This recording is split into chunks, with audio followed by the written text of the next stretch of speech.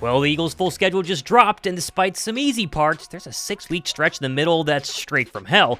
Also, will the early bye week come back to haunt the Birds? Let's go week by week as the Eagles march towards the playoffs with their official schedule drop. I'm Thomas Mott. This is the Thomas Mott Show.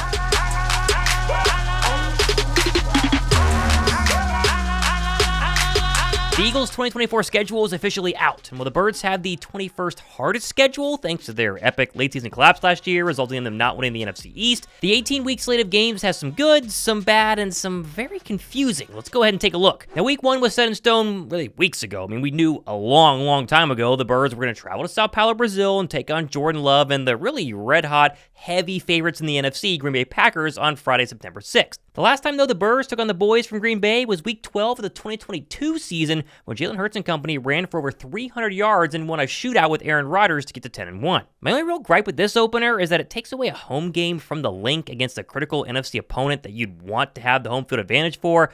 But hey, the NFL wants to go international, and there's nothing we can really do about it. Also, before we keep going on the schedule, I am officially back from my honeymoon. It was absolutely fantastic. We did 7-8 days. Croatia, Montenegro, finished up in Amsterdam. Was really special. I appreciate all the well wishes from my marriage 2 weeks ago now, but I'm back here in the ATL. I'm back here doing shows, and so we're going to start hyping things back up really quickly. Week 2, the Eagles have their first true home opener against the new-look Atlanta Falcons and Kirk Cousins. Interesting, though, that last season, the Birds beat the Minnesota Vikings version of Kirk Cousins in Week 2 on Monday Night Football again, and it was in Philadelphia. And the Birds have had Kirk Cousins' number the past 2 seasons. Hopefully they can make it 3 in a row against still a young and very talented team. Week 3, the Eagles sit on the road in New Orleans to take on Derek Carr and the Saints, with the last time these teams played was in Philadelphia when Gardner Minshew showed that the Eagles' offense looked very different without the MVP frontrunner playing quarterback. Oh, and really quickly, I never got word from the guy who actually won the first 50,000 jersey giveaway. That was before my wedding actually took place. So, as I said,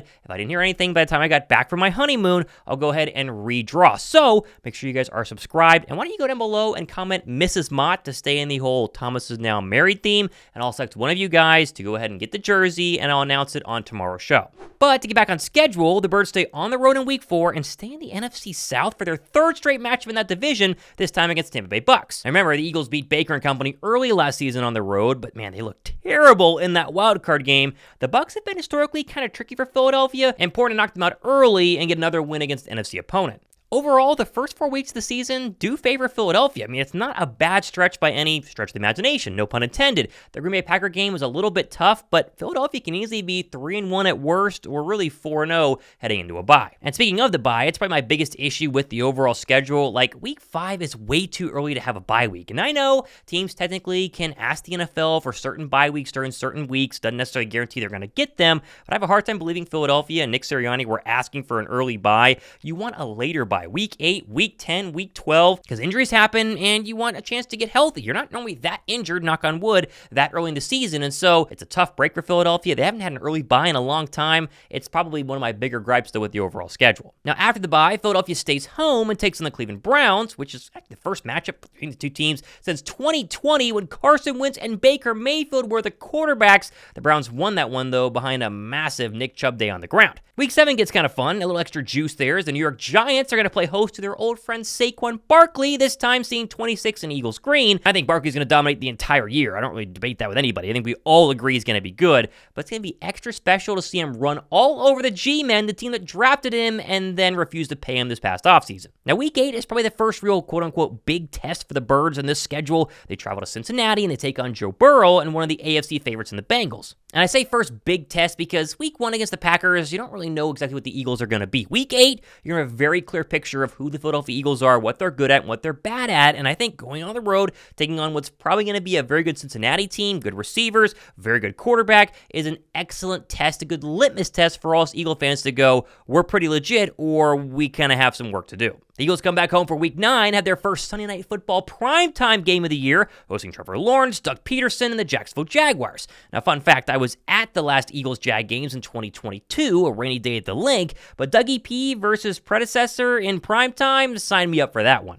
Now, Week 10 is only the second divisional round game for the Birds. This time, of course, Dallas on America's Game of the Week on Fox. There'll be a Tom Brady call there for the Fox boys. And surely, I can't be the only one thinking Philadelphia is going to be better than the boys this year. Let's try and get 2 on them instead of the usual Cowboy-Eagle split. 4 days later, the Birds stay in division and come home to take on the New York Washington Commanders and number 2 overall draft pick Jalen Daniels. And by this point in the year, Daniels should have kind of gotten his footing in the NFL. It's going to make for a solid Thursday night football game on Amazon Prime between 2 divisional foes. Week 12, the Eagles fly across country for another Sunday night football game, this time against the LA Rams. And honestly, Philly versus LA is becoming one of those yearly matchups that I absolutely love. Plus, it's another great NFC East matchup to help further test the Eagles and really that young secondary versus McVay, those receivers, and Matt Stafford. Now, Week 13 doesn't get much easier. I mean, Philadelphia goes on the road to take on Lamar Jackson and the Baltimore Ravens. They've only played Lamar and the Ravens once in the past 4 years, and that was 2020. And of course, playing Lamar is always a very difficult task.